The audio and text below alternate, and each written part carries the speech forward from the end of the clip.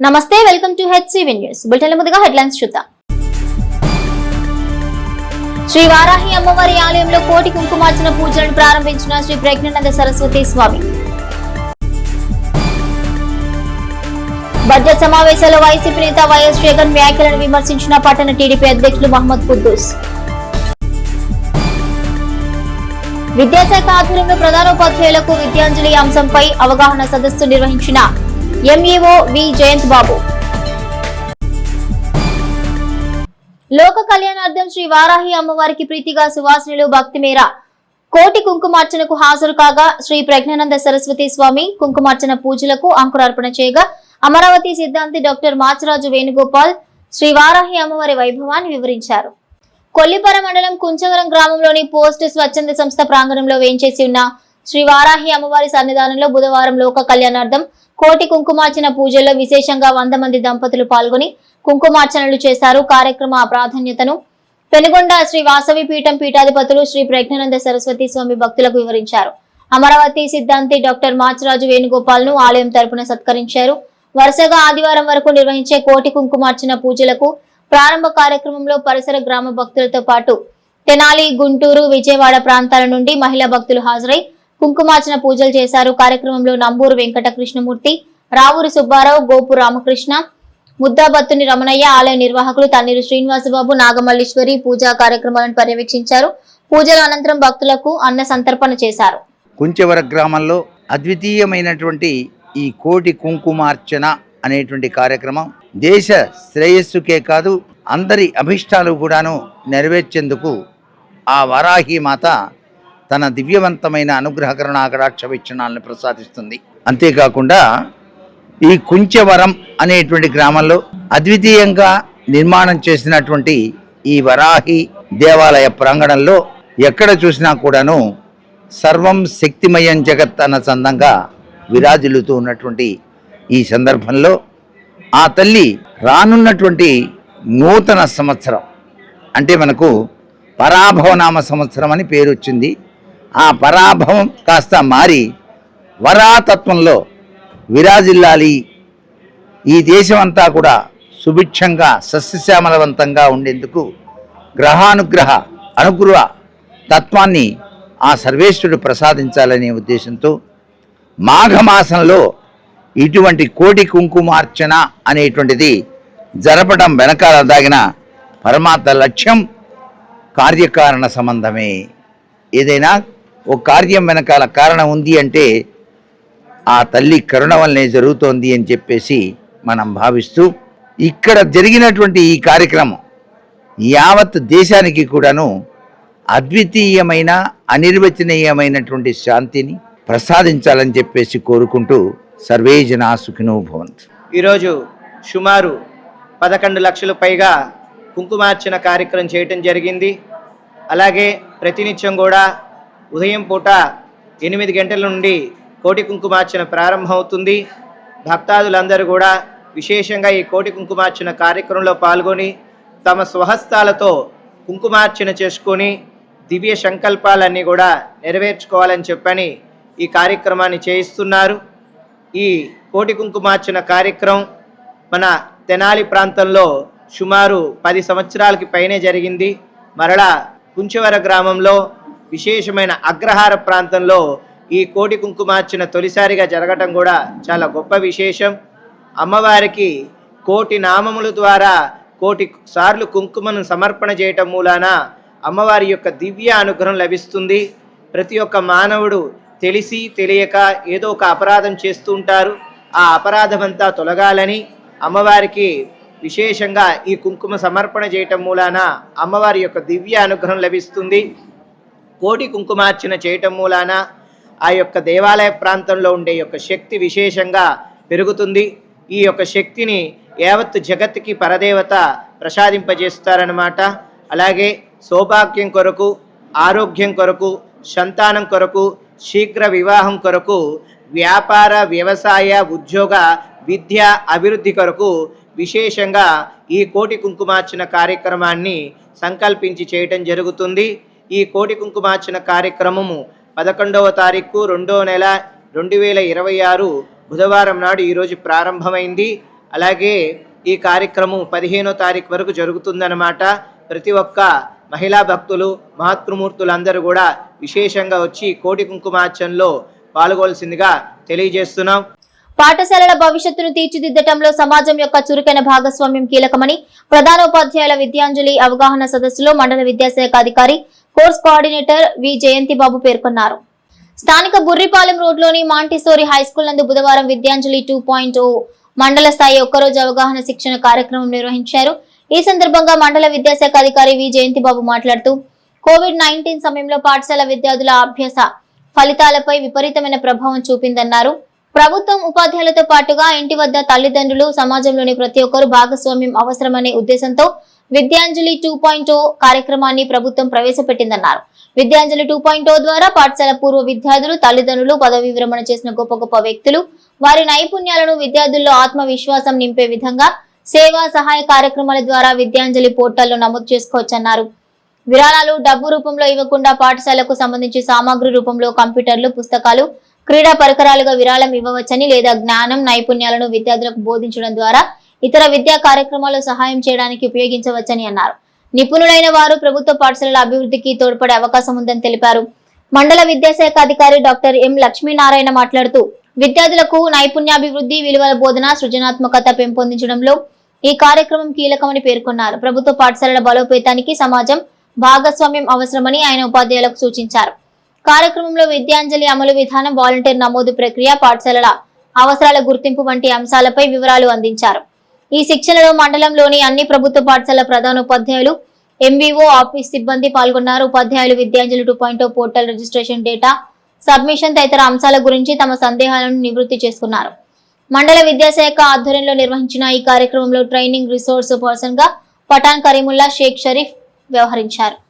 ఈరోజు స్థానిక మాంటిసోరి ఉన్నత పాఠశాలలో విద్యాంజలి 2.0 కార్యక్రమానికి సంబంధించి మండలంలో ఉన్న మండల పరిషత్తు, మున్సిపల్ పాఠశాలల ప్రధానోపాధ్యాయులకు ఒకరోజు శిక్షణా కార్యక్రమాన్ని ఇస్తున్నాం. ఈ శిక్షణా కార్యక్రమం యొక్క ప్రధాన ఉద్దేశం ఏంటంటే పాఠశాల యొక్క భౌతిక అవసరాలను గుర్తించి వాటిని ఈ విద్యాంజలి 2.0 వెబ్ పోర్టల్లో అప్లోడ్ చేయడం. ఆ అప్లోడ్ చేసినటువంటి అవసరాలను దాతలు అంటే ఇండివిజువల్ కావచ్చు, రిటైర్డ్ ఎంప్లాయీస్ కావచ్చు, అదేవిధంగా CSR అంటే కార్పొరేటివ్ రెస్పాన్సిబిలిటీ క్రింద పెద్ద పెద్ద కంపెనీలు వాళ్ళు కావచ్చు, ఎవరైనా సరే మనం ఈ వెబ్సైట్లో అప్లోడ్ చేసినటువంటి అవసరాలను గుర్తించి మనల్ని కాంటాక్ట్ చేయడానికి అవకాశం ఉంటుంది. చాలామంది సమాజంలో వ్యక్తులు పాఠశాలకు సహాయం చేయాలన్నటువంటి సదుద్దేశాన్ని కలిగి ఉన్నప్పటికీ వాళ్ళు ఎవరిని కాంటాక్ట్ చేయాలి, ఏ విధంగా చేయాలనే దాని మీద సందిగ్ధంతో చాలామంది చేయలేకపోతున్నారు.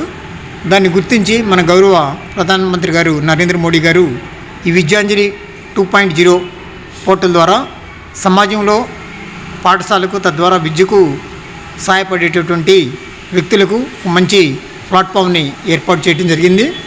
దానిలో ఏ విధంగా రిజిస్ట్రేషన్ చేసుకోవాలి, అదేవిధంగా NGOలు ఎలా రిజిస్ట్రేషన్ చేసుకోవాలి, వ్యక్తులు ఎలా రిజిస్ట్రేషన్ చేసుకోవాలి, వారి ద్వారా సేవలను ఏ విధంగా పొందాలి, మన పాఠశాలకు అవసరమైన దానికన్నా ఎక్కువ మంది దాతలు విరాళాలు ఇస్తే వాటిని ఏ విధంగా మనం వినియోగించుకుని మిగిలిన వాటిని ప్రక్క పాఠశాలలకు ట్రాన్స్ఫర్ చేయాలనేది వీటి గురించి, అదేవిధంగా సేవలు రిటైర్ అయినటువంటి ఉపాధ్యాయులు వాళ్ళ యొక్క సేవలను పాఠశాలకు ఉండే పాఠశాలలో టీచర్లు కొడుతున్నప్పుడు వాళ్ళు కొన్ని గంటలు బోధనా సమయాన్ని కేటాయించడం, మెడిటేషను వీటన్నిటికి సంబంధించినటువంటి శిక్షణ ఇచ్చేవాళ్ళు వాలంటీర్గా ఇవ్వడం, వాలంటీర్గా తమ సర్వీసెస్ అండ్ గూడ్స్ ఎవరైతే ప్రొవైడ్ చేస్తారో వాళ్ళందరూ స్కూలు ఏ అవసరాలను అయితే గుర్తించి వెబ్సైట్లో పెడుతుందో ఆ వెబ్సైట్ని కాంటాక్ట్ చేసి తద్వారా పాఠశాల ప్రధానోపాధ్యాయులని కమిటీని కాంటాక్ట్ చేసి వారి సేవలను అందించుకోవడం కోసం ఒక ప్లాట్ఫామ్ని ఏర్పాటు చేసినందుకు పాఠశాల విద్యాశాఖ తరఫున మన మోడీ గారికి ప్రత్యేకంగా కృతజ్ఞతలు తెలియజేస్తున్నాం. బడ్జెట్ సమావేశాల్లో జగన్మోహన్ రెడ్డి కూటమి పాలనను జంగిల్ రాజ్యం అంటూ చేసిన వ్యాఖ్యలపై పట్టణ టీడీపీ అధ్యక్షులు మహమ్మద్ కుద్దూస్ తమదైన శైలిలో విమర్శలు గుప్పించారు. స్థానిక టీడీపీ కార్యాలయంలో బుధవారం ఏర్పాటు చేసిన మీడియా సమావేశంలో కుద్దూస్ మాట్లాడుతూ బడ్జెట్ సమావేశాలకు హాజరైన పులివెందుల ఎమ్మెల్యే జగన్మోహన్ రెడ్డి అనుసరించిన విధానాలను, జగన్ వ్యాఖ్యలను కుద్దూస్ ప్రస్తావిస్తూ వాస్తవ పరిస్థితులను వివరించారు. ప్రతిపక్ష హోదా కోరడంలో ఉన్న అర్హత ఏంటి అని ప్రశ్నించారు. జంగిల్ రాజ్యం అని జగన్ వ్యాఖ్యానించడాన్ని ప్రస్తావిస్తూ జంగిల్ రాజ్యం జగన్ పాలనలోనే ప్రజలు చూశారని పలు అంశాలను ప్రస్తావించారు. ప్రతిపక్ష నేతగా సమర్థుడైన పాలకుడిగా నేటి ముఖ్యమంత్రి చంద్రబాబు సమర్థతను కుద్దూస్ వివరించారు.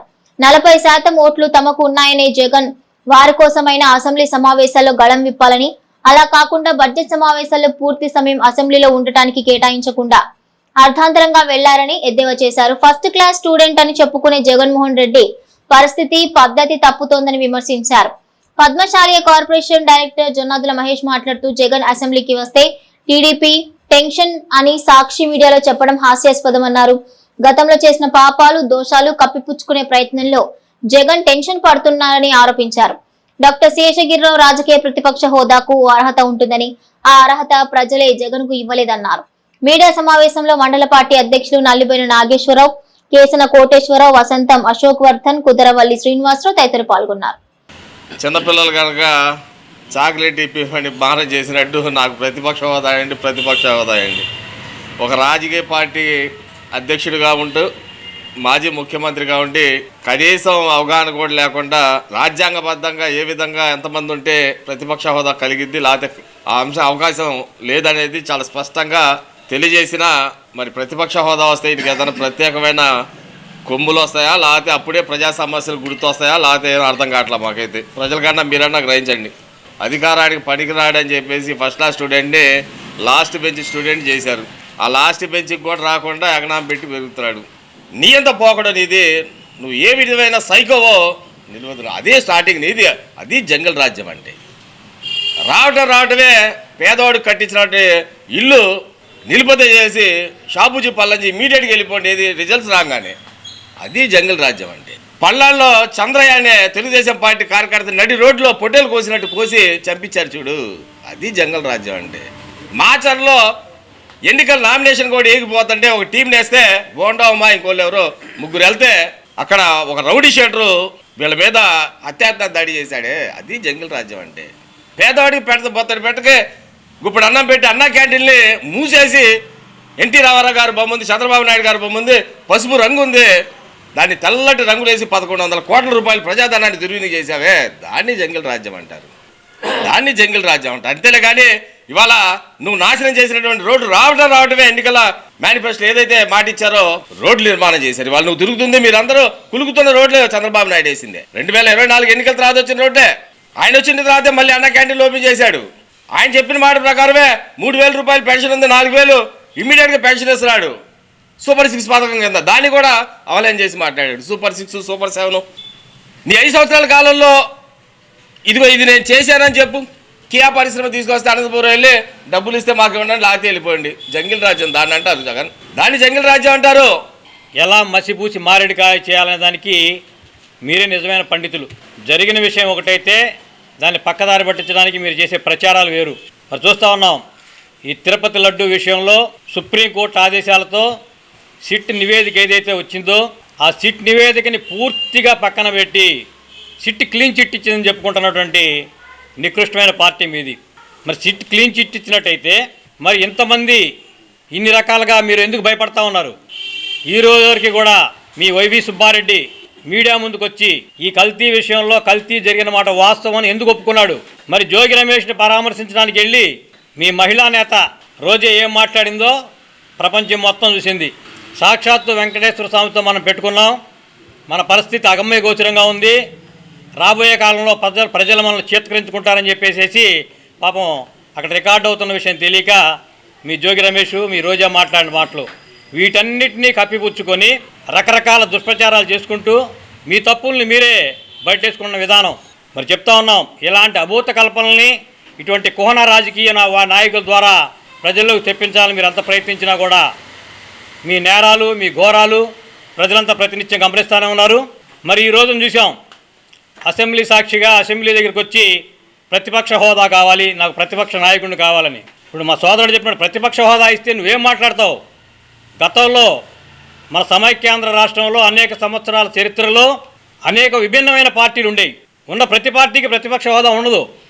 ఆ రోజు కమ్యూనిస్టులు కానివ్వండి, మార్క్సిస్టులు కానివ్వండి, ఇంకా తర్వాత వచ్చినటువంటి జయప్రకాష్ నారాయణ లాంటి నాయకులు కానివ్వండి, ఒక్క సభ్యుడున్నా సరే వారి విధానాన్ని వాళ్ళ పార్టీ విధానాల్ని ప్రజలకు సమస్యల్ని గొంతెత్తి చాటిన విధానం మనం గమనించాం. మనందరం కూడా నీ దగ్గర స్టఫ్ ఉండి నీ దగ్గర సమస్య పట్ల అవగాహన ఉండి ప్రజల కోసం స్పందించాలనే మనసు నీకుంటే ఒక్క సభ్యుడున్నా నీ యొక్క వాణిని అసెంబ్లీలో వినిపిస్తే రికార్డ్ అవుద్ది, ప్రజల ద్వారా మొత్తం అది కూడా అది నిజాలైతే నమ్ముతారు. అంతేగాని నీకు అర్హత లేని 11 సీట్లతో నీకు ప్రతిపక్ష హోదా కావాలని కోరుకోవడమే నీ అజ్ఞానానికి నిదర్శనం. నియంత్రిత పోకడలు పోయిన తర్వాత మనం ప్రజాస్వామ్య యుగంలోకి వచ్చిన తర్వాత పార్లమెంటరీ ప్రజాస్వామ్యంలో శాసన వ్యవస్థ, న్యాయ వ్యవస్థ, కార్యనిర్వాహక వ్యవస్థ, ఫోర్త్ ఎస్టేట్ ఏ విధమైన పాత్ర పోషిస్తున్నాయో మనందరికీ తెలుసు. అటువంటి తరుణంలో పార్లమెంటరీ ప్రజాస్వామ్యంలో రాజకీయ పార్టీలు, అప్పుడు కూడా అనేక రాజకీయ పార్టీలు ఉన్నాయి, ఆ పార్టీలన్నీ కూడా తమ విధానాలను ప్రజలకు ఎక్స్ప్లెయిన్ చేస్తూ అధికారంలోకి రావడానికి ప్రయత్నించి ప్రజా సంక్షేమం కోసం పనిచేసిన తీరుని మనందరం కూడా చూసాం. దురదృష్టవశాత్తు కేవలం 11 మంది సభ్యులు, అంటే 1/10 ఆఫ్ ది మెంబర్స్ ఉంటేనే మనం ఒక ప్రొసీజర్ ప్రకారంగా ప్రతిపక్ష హోదా ఇస్తున్నాం. కాబట్టి నువ్వు కేవలం పులివెందులకే నువ్వు ఎమ్మెల్యే. తెనాలి ఐటన్ నగర్లోని ఎన్ఎస్ఎస్ హై స్కూల్ నందు 10వ తరగతి పరీక్షలకు సిద్ధమవుతున్న విద్యార్థులకు rotary club of Tenali Vaikunthapuram సభ్యులు పరీక్షా సామాగ్రిని ఉచితంగా అందజేసి తమ సౌహృదయతను చాటుకున్నారు.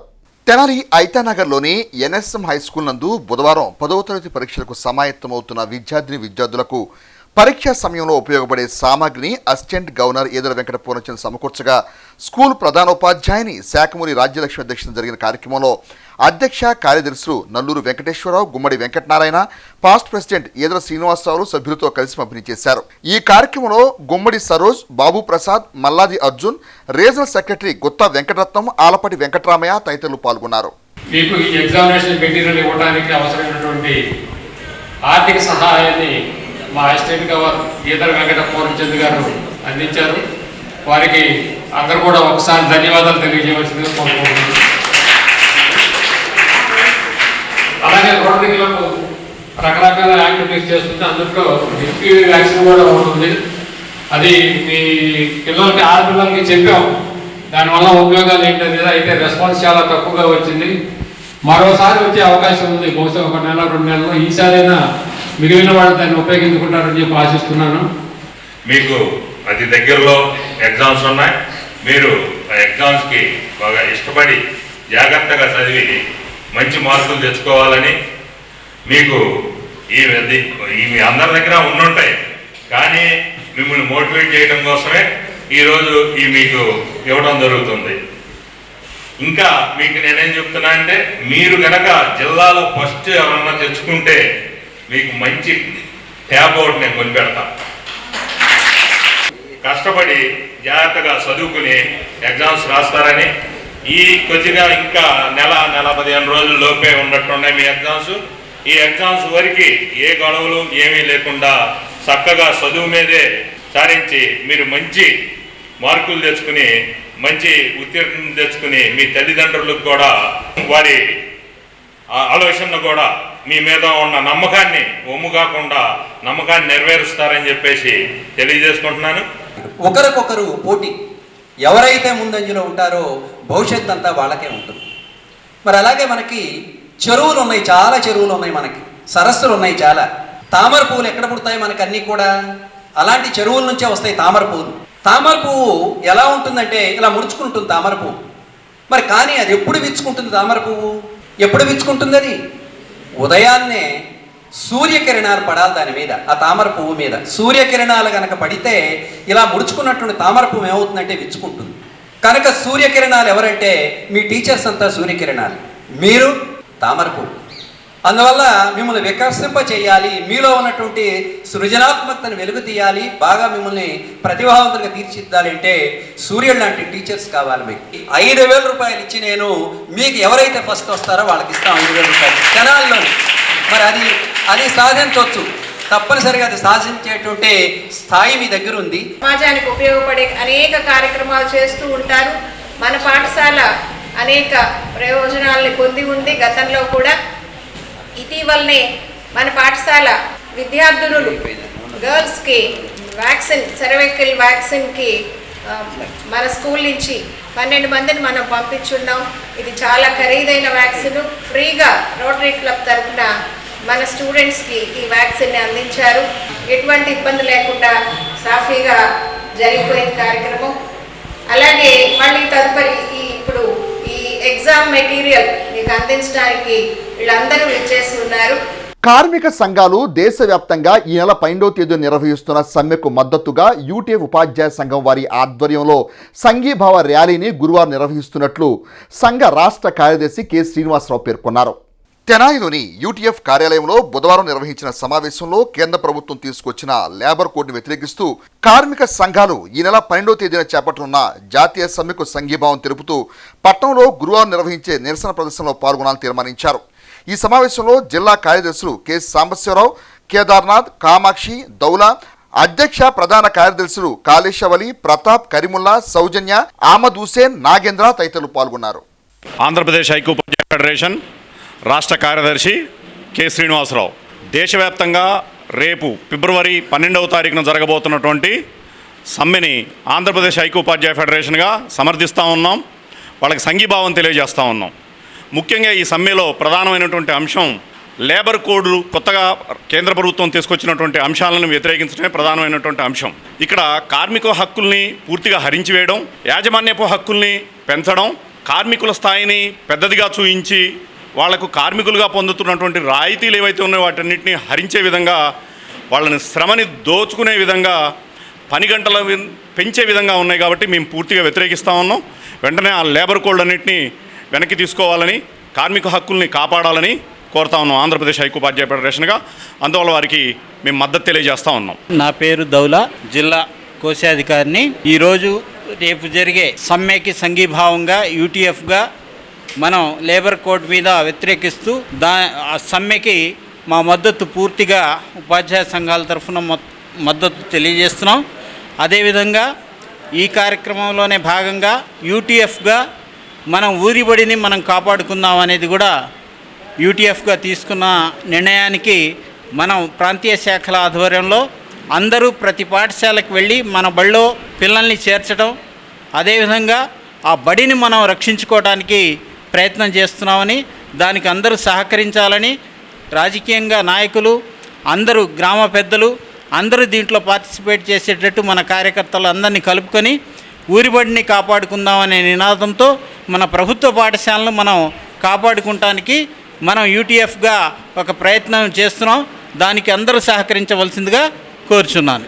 పవిత్ర రంజాన్ మాసాన్ని పురస్కరించుకొని తెనాలి పట్టణ మరియు పరిసర ప్రాంత ప్రజానీకానికి గత 26 సంవత్సరాలుగా రుచికరమైన హలీంను అందిస్తున్న అబ్దుల్ వహీద్ ఆధ్వర్యంలో హలీం సెంటర్ను తెనాలి బురిపాలెం రోడ్లో గురువారం ప్రారంభించారు.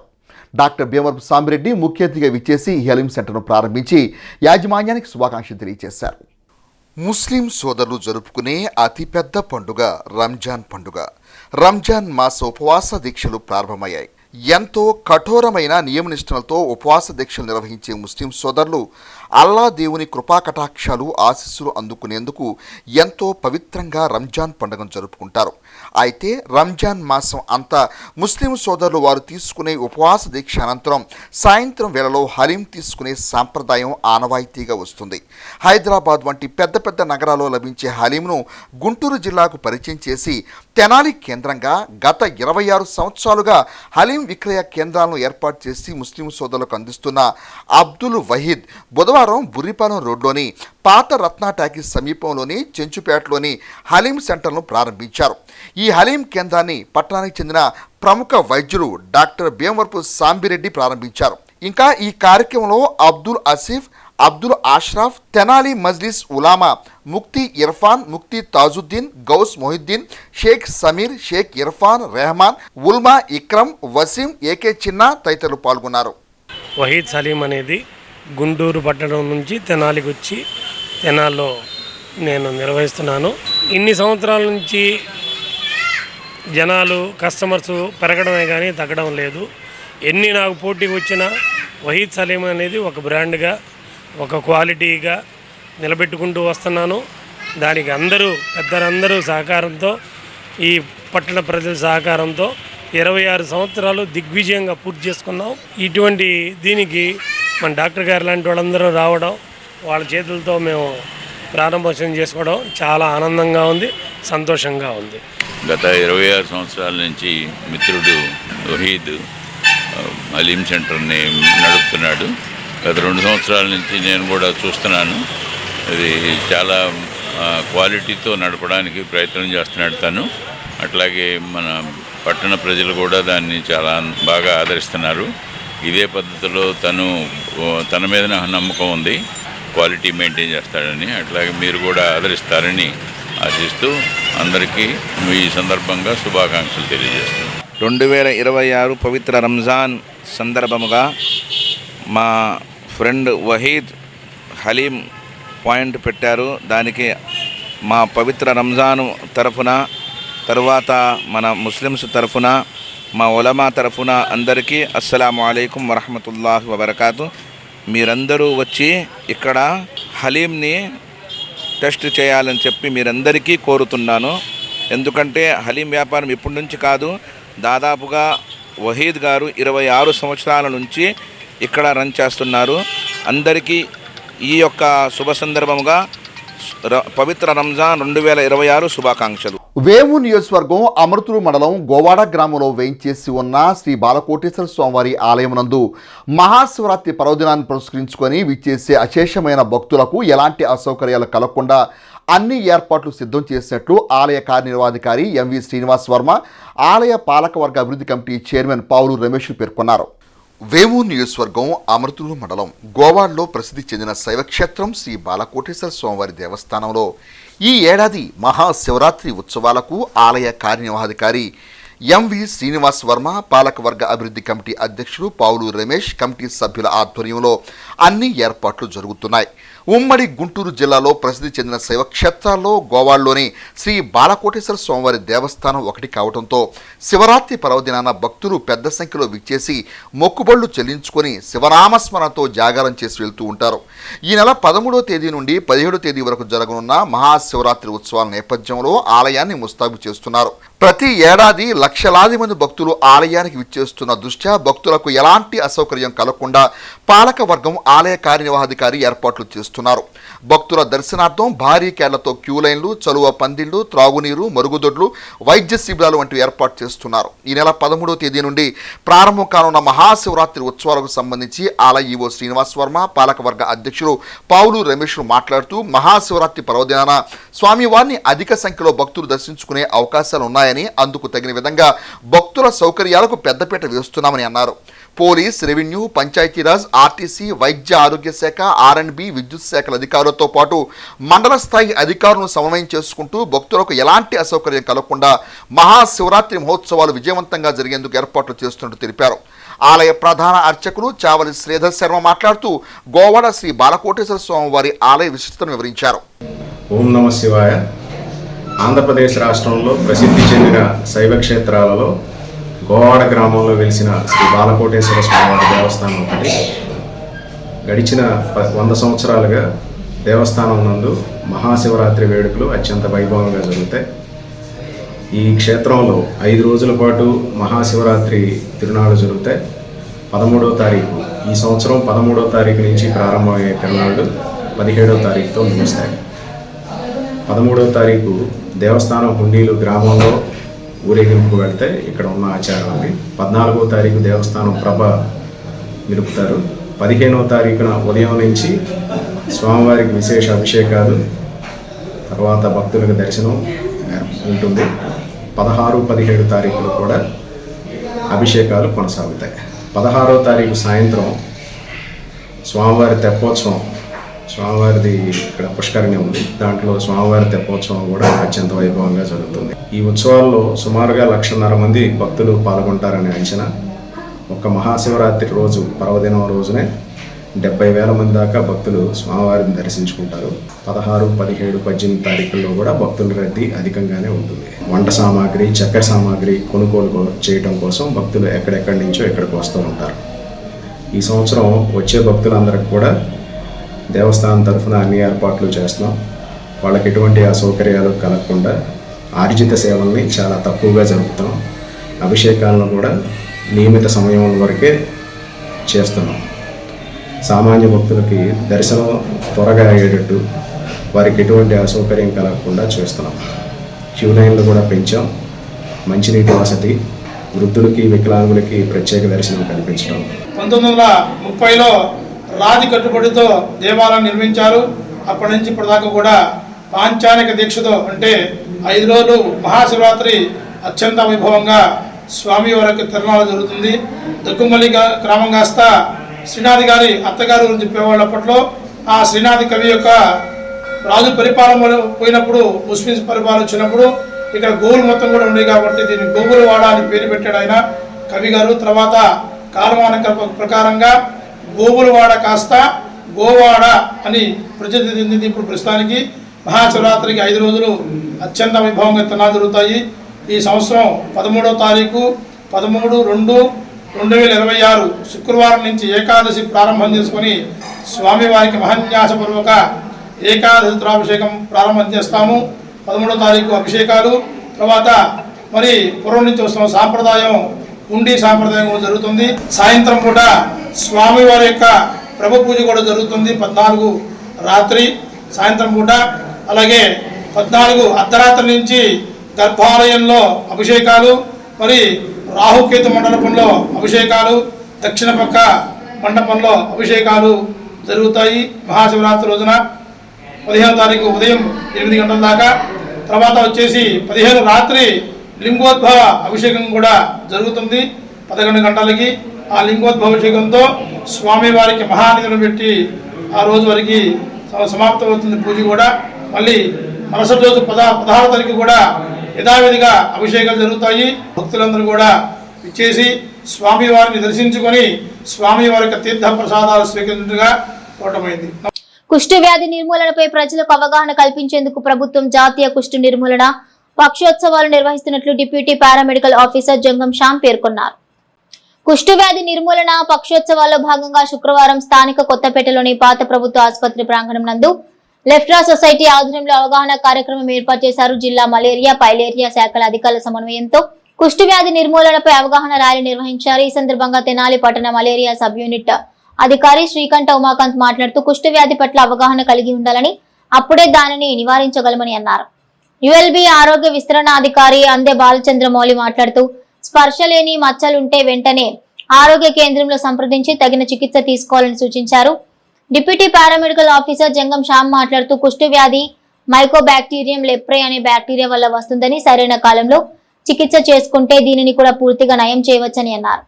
కుష్టి వ్యాధిగ్రస్తులకు విశ్రాంత హెల్త్ సూపర్వైజర్ వీరయ్య దుప్పట్లు టవల్స్ పంపిణీ చేయగా malaria sub unit officer Srikanth Umakant భోజన వసతి ఏర్పాట్లు చేశారు. కార్యక్రమంలో filaria SH IG Ravikumar, TB supervisor Ravikumar, Lepra society Satri Ramanaiah, filaria supervisor Tiruvidhula Sivarama Prasad, health assistant Unnangi Ratnakar Rao, Maila Apparao, Sheikh Bashid, malaria filaria సిబ్బంది పాల్గొన్నారు. ముక్కాల వీరయ్య గారు మీ అందరికీ కూడా బట్టలు సప్లై చేశారమ్మా.